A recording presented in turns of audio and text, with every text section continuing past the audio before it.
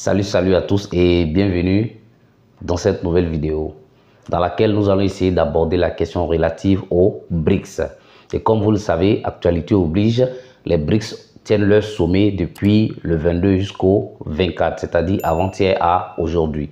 Et il a été question principalement de l'adhésion de 6 nouveaux membres et pas les moindres. Je vais vous les citer que voici 1, 2, 3, 4, 5 et 6. Et voilà, ils font 6 nouveaux membres qui viennent d'adhérer au BRICS comme je viens de le dire. Donc ça devient BRICS+. Mais les 6 membres qui viennent d'adhérer vont ajouter un plus au poids déjà qu'avaient les BRICS avant ce sommet. C'est-à-dire que quoi? Les BRICS avaient déjà un poids économique très important dans le PIB mondial qui représentait plus de 30% du PIB mondial. Et démographiquement, il faisait plus de 3 milliards d'habitants. Aujourd'hui, avec l'adhésion de nouveaux membres, il passe à plus de 3 milliards 600 millions d'habitants. Et c'est un marché énormissime que vous voyez là. Et avec l'adhésion et ce nouveau chiffre en termes de démographie, ils font environ maintenant plus de 45% de la population mondiale, ce qui est un énorme marché également.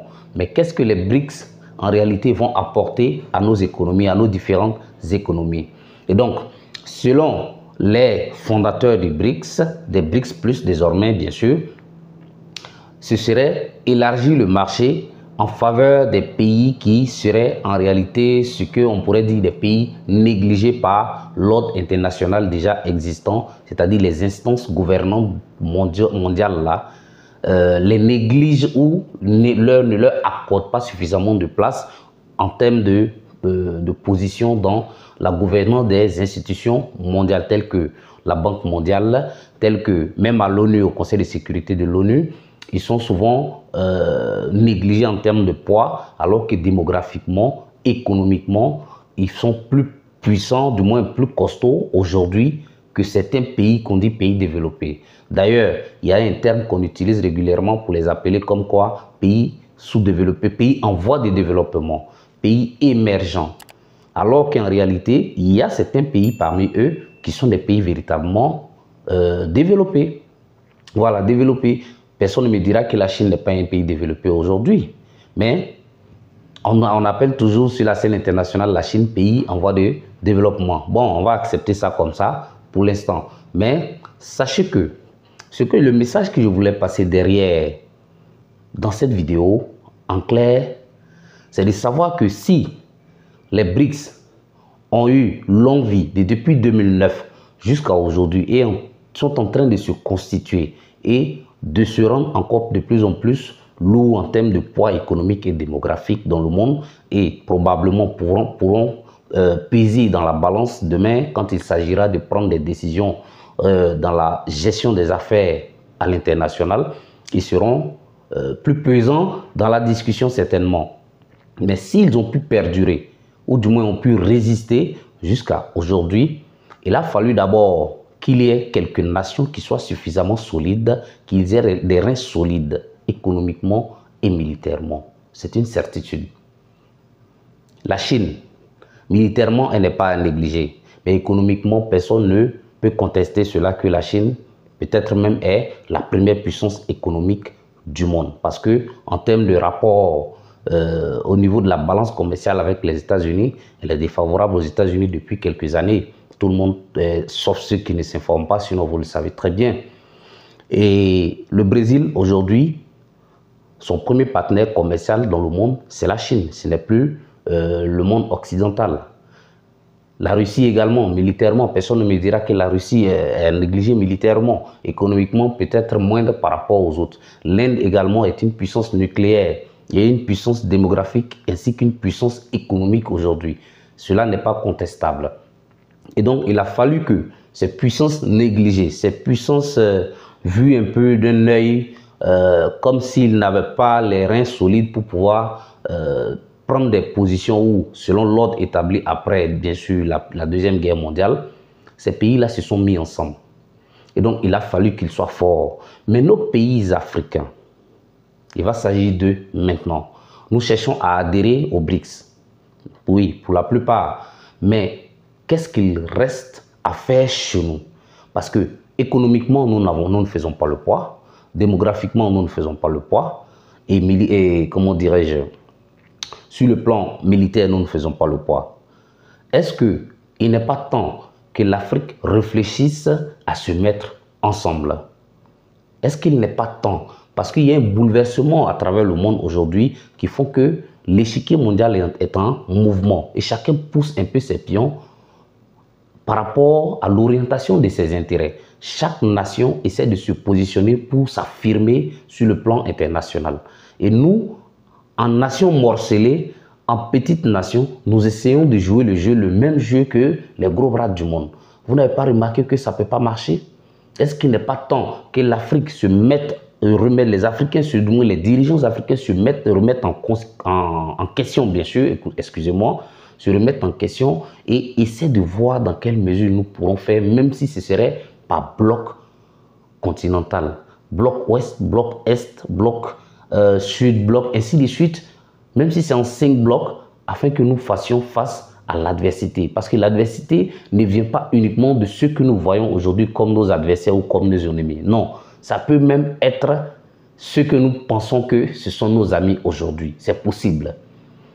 Mais qu'est-ce que nous faisons afin d'avoir un poids conséquent lors des débats, lors des discussions? Parce qu'il va s'agir de ça à un moment donné. Et donc, il va falloir que nous réfléchissions là-dessus et que nous nous donnions des idées. Les guerres que nous menons pour des simples petits coups d'État là, et nous sortons les muscles pour pouvoir déloger ou éventuellement, je ne sais pas, je ne suis pas au Niger, mais éventuellement si ça se trouve que le président du Niger ou du moins le général qui a pris le pouvoir, que c'est à cause de certaines querelles personnelles qu'il aurait pris le pouvoir, je pense que nous sommes mal partis. Quand nos nations sont dirigées de cette façon, nous sommes mal partis. Est-ce qu'il ne serait pas temps de nous fédérer afin de faire face à l'adversité? Nous faisons pratiquement la même population que la Chine. Nous faisons pratiquement la même population que l'Inde. L'Afrique, je vais dire. Nous faisons 2 fois pratiquement la population de l'Europe. Nous faisons, notre jeunesse est la jeunesse la plus jeune au monde.